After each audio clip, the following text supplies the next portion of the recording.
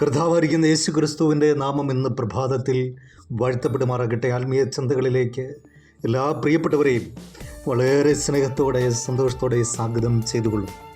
ഈ പകൽക്കാലം യേശു കർത്താവിനാൽ അനുഗ്രഹിക്കപ്പെട്ട മാനിക്കപ്പെടുന്ന ഒരു പകൽക്കാലമായി തീരട്ടെ എന്ന് ആശംസിക്കുന്നു, പ്രാർത്ഥിക്കുന്നു.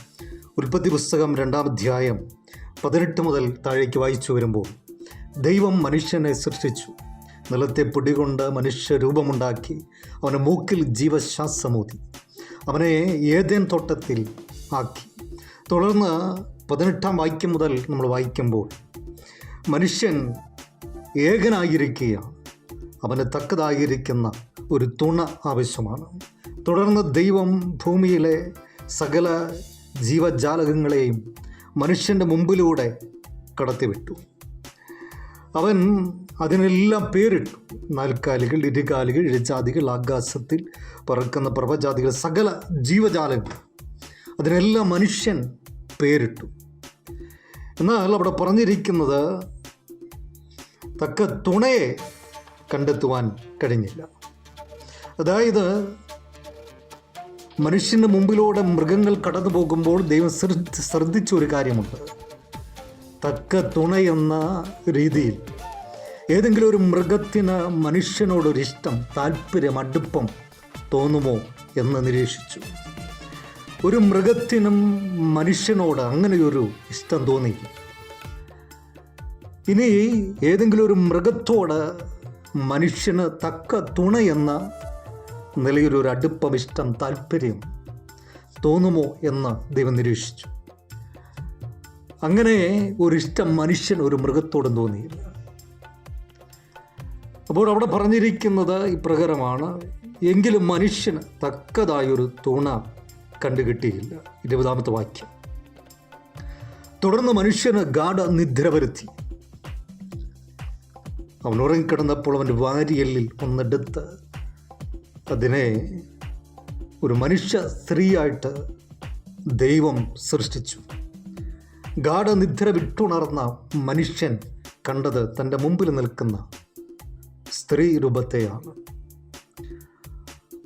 അവളോട് അവന് തക്ക തുണ എന്ന നിലയിലൊരു താല്പര്യം, ഇഷ്ടം, അടുപ്പം തോന്നി.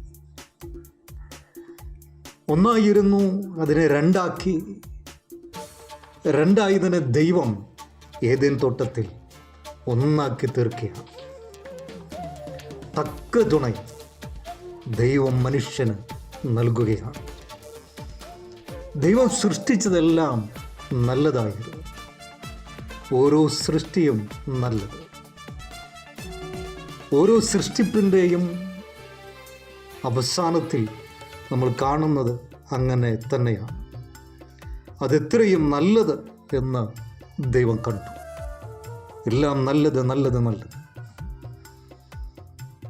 അതുകൊണ്ട് മനുഷ്യനും ഏകനായിരിക്കുന്നത് നന്നല്ല എന്ന് കണ്ടുകൊണ്ട് തക്ക തുണയെ ദൈവം മനുഷ്യന് വേണ്ടി തന്നിൽ നിന്ന് തന്നെ സൃഷ്ടിച്ചു എന്ന് കാണുവാൻ കഴിയുന്നു.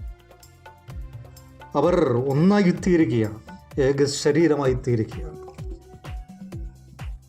തക്ക തുണകളായി ആദാമും ഹവ്വയും അവരുടെ ജീവിതം മുൻപോട്ട് ആ ഒരു അനുഭവത്തിൽ അവർ ജീവിച്ചു. ഇന്നും അവരനുഭവത്തിൽ അതതിൻ്റെ സമയമാകുമ്പോൾ പുരുഷന് തക്ക തുണ, സ്ത്രീക്ക് തക്ക തുണ ദൈവം നൽകിക്കൊണ്ടേയിരിക്കും. അത് മരണം വേർപിരിക്കും വരെ ആ തക്ക തുണ ഒന്നായി തന്നെ ആയിരിക്കണമെന്നും ദൈവമാഴമായിട്ട് ആഗ്രഹിക്കുന്നു. അങ്ങനെ തന്നെ നിലനിർത്തുക ദൈവം ആഗ്രഹിക്കുന്നത് പോലെ മുൻപോട്ട് മുന്നേറുക. കർത്താവെ, ഓരോ കുടുംബങ്ങളെയും കർത്താവ് സഹായിക്കണം, ശക്തീകരിക്കണമേ എന്ന് പ്രാർത്ഥിക്കുന്നു. യേശുവിൻ്റെ നാമത്തിൽ തന്നെ. ആമേൻ.